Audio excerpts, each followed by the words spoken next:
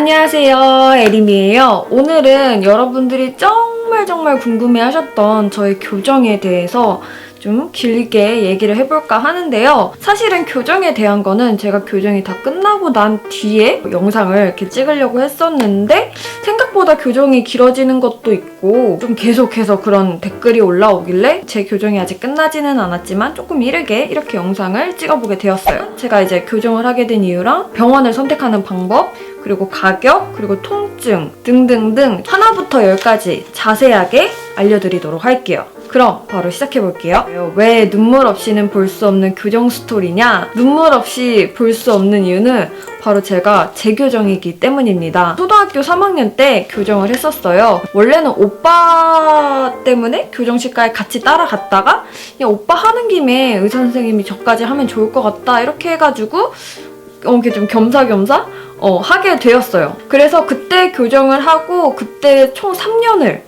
했었던 것 같아요. 왜냐면 초등학교 3학년 때 하고 제가 중학교 1학년 들어가기 바로 직전에 교정기를 뺐으니까 그래서 총 3년 정도 교정을 했었고 그 이후로 이제 유지장치를 끼잖아요. 그래서 그 유지장치는 제가 20대 돼서까지도 꾸준히 좀 착용을 했었던 것 같아요. 근데 제가 왜 어렸을 때 했는데 왜 또 재교정을 하게 됐냐?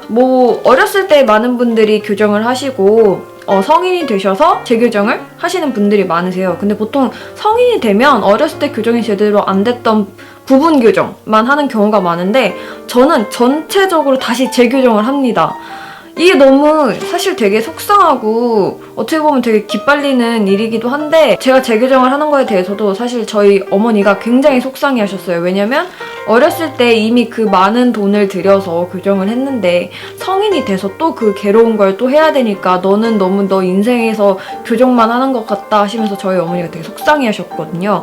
그래서 제가 제목을 이렇게 지은 이유기도 하고요. 근데 제가 재교정을 하게 된 이유는 어렸을 때 교정기를 갓 뺐을 때는 진짜 입모양이 너무 예뻤어요. 얼굴형도 너무 예뻤고 제가 제 입으로 이런 말 하긴 그렇지만 웃는 모습이 되게 예쁘다는 얘기를 되게 많이 들었어요. 고등학교 2학년 때부터였던 것 같아요. 제 입이 약간 뻐드렁니처럼 앞니가 튀어나온다고 느꼈던 게 정확히는 고등학교 2학년 때부터였는데 막 엄청나게 틀어졌고 엄청나게 나왔고 이런 게 아니라 그때부터 조금 서서히 앞니가 좀 튀어나오고 있다라는 거를 느꼈던 것 같아요. 대학교에 들어가고 나서 이제는 튀어나왔던 부위가 이제 밑니하고 아랫니가 점점 틀어지기 시작하는 거예요. 입 다물고 있으면은 사람들이 몰랐어요. 제가 보기에는 이렇게 제가 웃거나 제 이빨을 자세히 보면은 이게 묘하게 점점 하루하루가 다르게 점점점 틀어지고 있는 게 느껴지더라고요. 그리고 저는 아무래도 이렇게 영상 찍는 일을 하다 보니까 화면에서 그게 더 도드라지더라고요. 그리고 이게 정말 심각했던 게 이게 틀어지기만 하면 모르겠는데 발음까지 조금 잘 안 되더라고요. 부정교합이 되다 보니까 좀 씹는 것도 조금 불편하고 엄청 불편한 정도까지는 솔직히 아닌데 그냥 좀 불편하고 그랬었던 것 같아요. 이거 이대로 가면은 점점 더 심해질 것 같다라고 느껴서 재교정을 선택을 하게 되었어요. 저 같은 경우에는 이제 재교정을 하다 보니까 병원 선택하는 거에 있어서 더 까다롭게 그리고 더 좀 신중하게 제가 직접 발품을 팔아가면서 열심히 저희 동네 병원 총 5군데를 돌아다녔는데요. 병원 선택법 첫 번째는 집 근처에 있는 치과를 선택해라인데요. 왜냐면 치과를 생각보다 자주 가야 되고 특히 초반에는 더 자주 가야 돼요. 이게 교정을 하다 보면 고무줄이 빠질 수도 있고 갑자기 철사가 빠질 수도 있고 갑자기 불편한 부분이 생기면은 또 바로 병원에 가서 해결을 해야 되기 때문에 무조건 서울에 있는 무조건 큰 도시에 있는 치과가 아닌 그냥 동네 치과라도 괜찮다 싶으면은 차라리 저는 동네 치과를 더 추천해드려요. 두 번째로는 총 3군데 이상은 다녀보라는 거예요. 그러니까 나한테 맞는 치과가 다른 사람한테는 안 맞을 수 있고 다른 사람한테 맞는 치과가 나에게는 또 안 맞을 수가 있어요. 병원 선택하는 거에 있어서는 자기가 직접 의사 선생님이랑 되게 진지하게 깊게 대화를 해보고 선택을 하시는 게 중요합니다. 제가 선택한 병원은 교정 전문으로만 하는 치과예요. 그렇다 보니까 안 좋은 점은 충치라든지 다른 이빨 질환 같은 경우에는 다른 치과에 가서 진료를 봐야 한다는 번거로움이 있어요. 제가 지금 교정하고 있는 교정 전문 치과 하나랑 이런 충치가 생기면은 충치 치료하는 치과 이렇게 따로 다니고 있습니다. 충치 치료에 관한 좀 에피소드를 말씀드리려고 하는데요. 이거는 정말 여러분들에게 꼭 알려드려야 된다고 제가 생각을 하는 게 제가 저희 동네 치과 총 5군데를 다녔다고 했잖아요. 아, 진짜 되게 충격을 받았던 게 뭐냐면요. 교정을 하기 전에 충치 치료를 먼저 한 다음에 교정을 하는 거예요. 그래서 보통 충치 치료와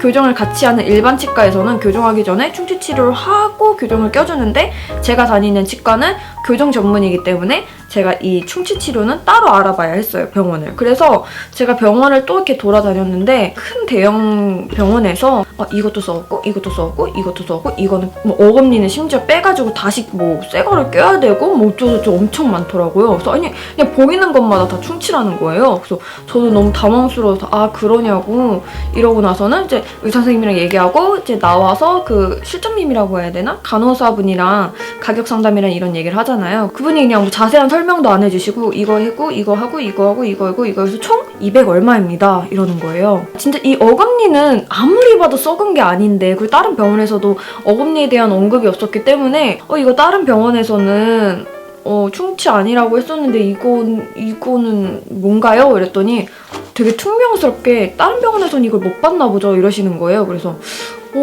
뭐지? 지금 충치 치료만 200만 원이 나온 것도 되게 황당해 죽겠는데, 멀쩡한 이 어금니를 빼서 다시 새로 껴야 된다는, 그러니까 임플란트를 하라는 소리잖아요. 그래서 그것도 너무 황당한 거예요. 너무 그 사실에 제가 충격을 받아서 나오자마자 바로 다른 치과를 갔어요. 바로 그 근처에 있었던 다른 치과를 갔는데, 보시더니 저 충치 치료할 거 하나도 없다는 거예요.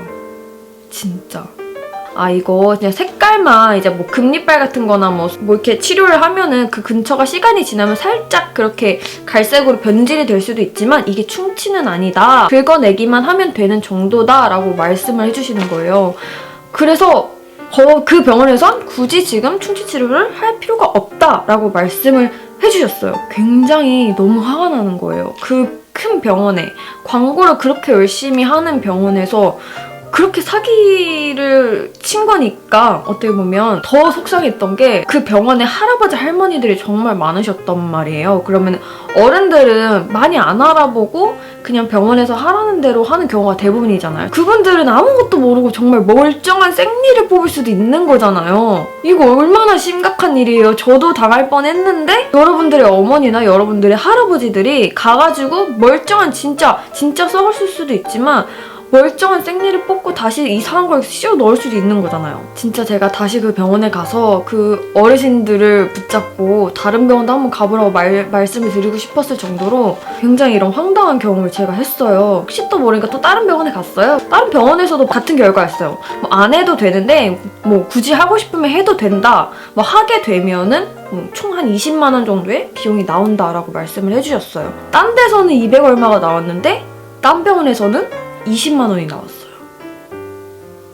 여러분들, 이거 진짜 심각한 일이에요. 사실 뭐 교정에 대한 것도 얘기하고 싶었지만 이거를 정말 말씀드리고 싶었던 것 같아요. 만약에 여러분들의 부모님이 치과에 가신다면은 꼭 따라가셔서 같이 상담 받으시고, 좀 이상하다 싶으면 다른 병원도 데리고 가시는 게 좋고요. 이래서 총 3군데를 제가 다니라고 하는 거예요. 한 군데만 믿고 너무 맹목적으로 가면 안 되는 것 같아요. 교정하기 전에 저는 그래도 깨끗한 상태에서 하고 싶어서 다른 병원에서 20만 원 주고 충치 치료 정말 간단하게 끝내고, 사랑니가 제가 3개 정도 있었거든요. 그래서 사랑니까지 3개 다 뽑고 교정을 시작을 했습니다. 제가 하는 지금 교정에 대해서 지금 여기서 적어놓은 거 보고 있어서 순서 까먹을까봐 제가 하는 지금 이 교정에 대해서 말씀을 드릴게요. 저는 사실 가격을 노출할까 말까 고민을 많이 했는데 궁금해하시는 분들이 계실 것 같아서 그냥 가격은 오픈하도록 할게요. 가격은 총 제가 유지장치비까지 해서 총 400. 네.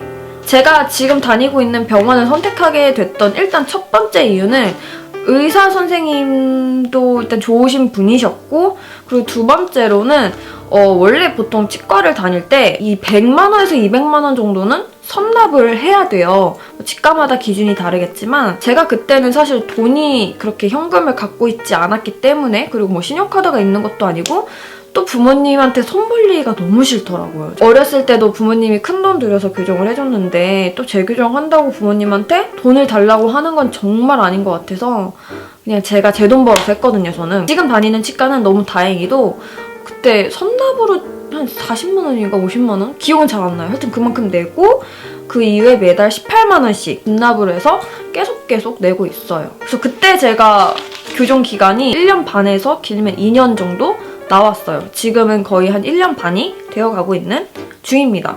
그리고 이제 저는 세라믹, 흰 색깔로 된 세라믹을 했고요. 요즘에 많이 하시는 클리피쉬 알죠? 그 클리피쉬도 요즘에 뭐 교정이 더 빨리 끝나고 뭐 더 통증이 덜하고 뭐 이런다고 해서 많이 하는데 그 실장님한테 물어보니까 큰 차이는 없다고 하더라고요. 이 세라믹도 어차피 이렇게 말할 때 잘 안 보이거든요. 큰 차이 없다면 조금 더 저렴한 세라믹이 낫지 않나 싶어서 저는 세라믹을 선택했습니다. 이거는 그냥 본인 개인에 따라서 선택하시면 될 것 같아요. 교정을 처음에 시작을 할 때 의사 선생님한테 저는 턱이 마음에 안 든다 말을 하니까 사실 이 턱 같은 경우에는 뼈의 문제이기 때문에 이거를 고치고 싶으면은 하악 수술을 한 다음에 교정을 해야 된다 이렇게 말씀을 하시더라고요. 그래서 솔직히 막 수술하면서까지 그렇게까지 하고 싶진 않았기 때문에 저는 그냥 수술 없이 교정만 한 건데 의사 선생님이 뭐 턱이 갸름해질 거예요. 완전 이렇게 V라인 될 거예요 라고 말씀해 주신 건 절대 아니었고